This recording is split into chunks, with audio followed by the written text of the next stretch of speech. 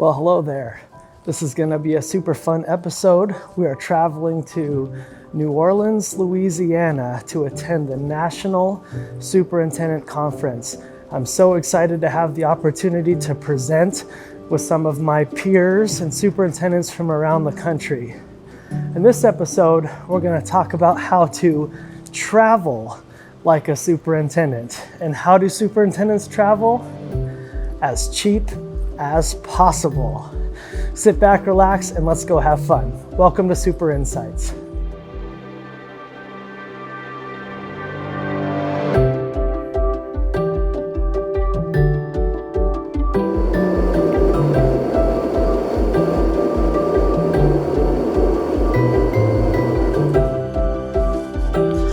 Well, just made it to my hotel. It is so good to be here after a long flight and the opportunity to unpack and get ready for an amazing next couple of days. The AASA Conference, which is the one and only national conference for superintendents each and every single year, is a great opportunity for professional development and networking. Superintendents need a space to be able to sharpen their skills and learn from other leaders from across the United States, just to be exposed to tips, strategies, skills that are working in other districts that a superintendent might be able to take back to their district and implement in order to be more effective, more efficient, and better serve their kids and community. It's also an awesome networking opportunity because it exposes you to various companies from around the United States that might have software, security, and other types of curriculum that ultimately make your organization more efficient and allow students to have better access to learning with their differentiated experiences or differentiated ways of learning. But it also gives you an opportunity just to meet people, other superintendents who are, struggling in the work, thriving in the work, who just come with a complete set of skills that you might be able to lean into over the course of years as you build deeper relationships from people doing the exact same work that you're doing, but in a different geographic location. I've been to 5 of these conferences now, and I've met some great work friends that I met here at this very conference. And it's so awesome when I get stuck or when I encounter something from this conference that I want to ask more questions about. I have the opportunity to text or write these people an email to say, hey, how are you doing this? Or I got stuck here. How did you work through this process? And so the networking opportunities and capabilities of this event is also fantastic. It's also important to note that your school board and your community needs you to attend conferences like this. I understand sometimes that the optics of traveling around the country to go to a conference like this and maybe some budget implications. I know a lot of school districts are struggling with budgets right now. And so there is optics in politics that you need to be mindful of. But so was being a great leader. And these are one of the only few events that you can go to in a formal setting where you have the opportunity to truly improve your craft and improve yourself and your community and your employees and your students inside your organization. They need to be able to depend on their superintendent to have opportunities to grow and get better. This is the major way to really sharpen the tools in your box, allowing you to empower others, to grow others, and to just really execute on your district's mission, vision, and values. And so this is also the best way to just stay up to date on modern trends and modern strategies. This entire conference is full of superintendents, businesses, and other leaders from around the U.S. who are really sharing good work that's happening around the country, leading to big results, be that student learning outcomes, employee culture, working with board, navigating federal and state laws. And so just by being at a conference like this is just so paramount to making sure that you are up to date and you have a deeper understanding of some of the new things and the new research that's being implemented in school districts, ultimately allowing you to have the success you need when you return to lead change and modernize your school district and organization. Well, I'm about to go check in and watch the opening keynote speech. I'm so excited to learn and grow, and I'm so thankful for my school district to support me and give me the opportunity to learn and grow. I'm just so excited, and I can't wait to bring you along with me. We're also going to talk about tips of how to travel like a superintendent in the cheapest way while still giving you the opportunities to network and just enjoy the culture of the places of where you go and visit. So looking forward to this video, and let's have fun together. Thanks for coming with me.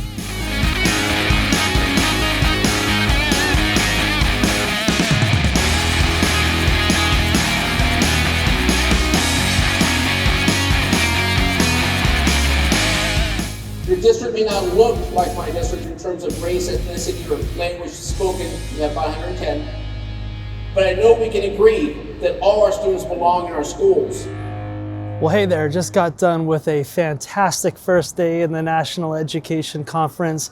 Got to see some amazing breakout sessions inspired by the keynote speaker, and it was so cool to watch the National Superintendent of the Year get honored. And I just want to say congratulations to the Jefferson County School District in Alabama. I actually have a friend, someone who I collaborate with when it comes to improvement science methodology work and evidence-based leadership. She's an assistant superintendent there, and so I know firsthand the great work that's being done in Jefferson County schools in Alabama. So just congratulations to you, much deserved. This was a fantastic first day. Now it's over, and I'm gonna be heading to get some dinner. I'm excited to try the local cuisine of New Orleans, but I'm paying with my own money. I don't wanna be accused of spending public monies here for this, but I know I'm talking about the frugalness of traveling as a superintendent, but tonight I'm gonna splurge and treat myself to some of the local cuisine. So very excited with that, and tomorrow then becomes my day, and I'm excited to present. Gonna practice tonight in the hotel room and practice my jokes. We'll see if I land those jokes. It's always 50-50 for me, but looking forward to that opportunity to speak and present and share our story tomorrow. We'll talk to you later.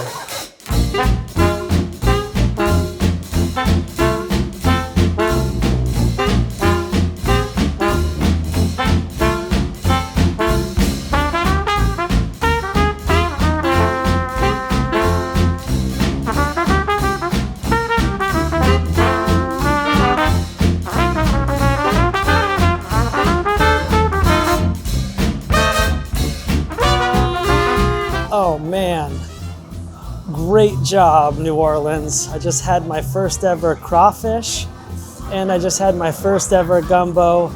Absolutely fantastic. Now there's only one thing left to do. I've got to go check out that authentic New Orleans jazz and blues that they're so famous for. Can't wait to check it out.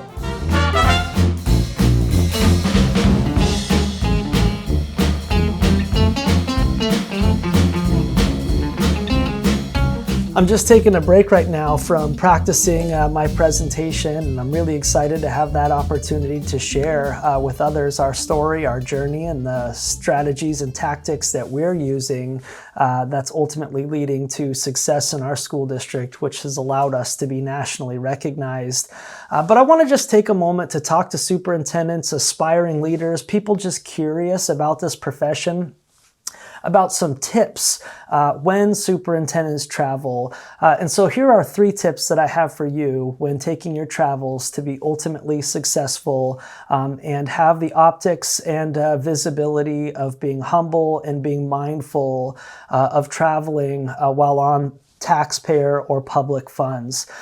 Tip number 1 is to pick the cheapest plane ticket. You absolutely have to do this. Do not go lavish here when traveling as a superintendent. Don't take the upgrades, even if they are free. the optics just look bad. I know that in the private sector, CEOs travel in first class or in business class, or in some cases even private. Even though you're a CEO, you just never know if you're going to have a parent or a community member who's also on that same airplane, and it just is not a good look. And so even if I get free upgrades, or because of my mileages, I travel all around the country regularly to share my school district story and to talk to other superintendents about improving their craft. But I always refuse those upgrades because I want to make sure that if I am seen, and I just love the optics of being someone who is in the back of the airplane, just like everybody else, and that is so critical. Here's a pro tip though, and it doesn't cost any more money at all, and that is trying your best to reserve an emergency aisle. You typically get more leg room. The seats don't recline, but on most major carriers, the emergency aisle is as cheap as the cheapest ticket, and you still get the luxuries of a little extra leg room. The second tip that I have for you is to eat as many free meals as possible. Usually the hotels have free breakfast. Typically the conferences that you attend always serve lunch. And then of course go and enjoy your dinner on your own dime. And so last night I splurged on my own dime. I personally paid for the dinner because I really wanted to experience the local culture of where I'm at right now. But it's just so critical that, as you get public records requests for your credit card purchases or your trip purchases, or there's an angry community member that wants to audit your spending, this is a great moment to just remind yourself that whatever you do, you don't want it to make the front page of the newspaper. And so, nothing looks worse than a steak dinner being reimbursed by the school district in which you serve. And then the third tip for superintendents as they return back from the conferences is to be thoughtful about what you do when you return. I had a principal tell me once, my greatest fear is when you go to a conference, because I know you're going to come back excited and you're going to tell us all these new things that we have to do. And there is some real truth to that. I mean, the purpose of going to these conferences is to get inspired, to learn new tricks, tactics, and strategies in an effort to improve the systems and to improve outcomes in your school district. But now that we're mid-season through the school year, to come back and say, effectively tomorrow, these are the brand new systems and strategies that I'm going to retroactively implement into the system, at times can be equally as damaging as why you came to the conference to learn something about how to fix something in the first place. And so I always recommend that it's important to give your team a report back of what you learned and the takeaways, because you always take away at least something from every breakout session that you go to. But it is just as critical to really just say, hey, here's what I've learned. I'm really excited about this, and I want to take more time to explore this and to see how our district can best utilize these new learnings over time. One trick that I've learned is when I've gone to a conference and I have found something that's just an instant dose of medicine, like, oh, we need that right now in our school district, is when I get in a situation like that, I'll typically come back to my district and I'll really just start by posing questions to our leadership team. Are you seeing this? Where are there holes? I see a system broken. And start asking through the questioning process, because by doing it that way, ultimately allows your team to co-own the problems that are being discovered through the broken systems or through the broken processes. And by being able to passively ask your team to explore those broken systems or to identify those broken systems, and then collaboratively ask what solutions that we could implement, gives you an open door or an open pathway to say, here is what one school district is doing in a different state, and maybe we should start to think about giving that a try, and what would that implementation look like? And so there is a way to work a little bit quicker when you see something that you know your school district needs immediately. But at the end of the day, please don't come back and be like, starting today, this is the new thing we're going to do, because one, it freaks out your people. And number two, it actually dooms that potential successful change for failure, because you're doing it in a knee-jerk earthquake type of process. And so number three, just make sure that when you come back excited, you come back inspired, you share with your team what you learned, but you take time to implement these strategies, and you start to develop co-ownership in the things that needed to be improved. I'm going to go back to practicing my speech. So excited to have the opportunity to share today in front of a great group of leaders from around the United States. So awesome to tell our school district story. We've done some amazing things, and I get to recognize all the great work that's happening, and to be able to share that out is such a high honor. Well, we made it home. It is so good to be home. I miss my family and can't wait to see them. But I am still riding on high from an amazing conference. It was just so awesome. I felt like my presentation went so well.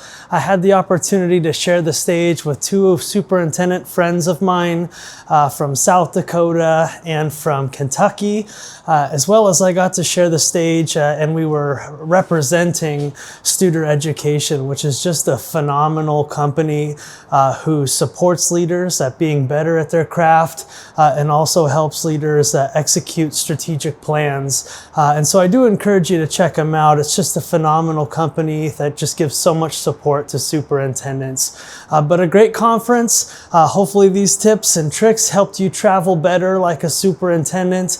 And at the end of the day, I just strongly encourage you to attend these conferences. This is how you get better at your job, and it's so critical that you get board support in order to be a better superintendent for yourself and your community. Thanks for joining me this week. We'll see you next week. Fire up.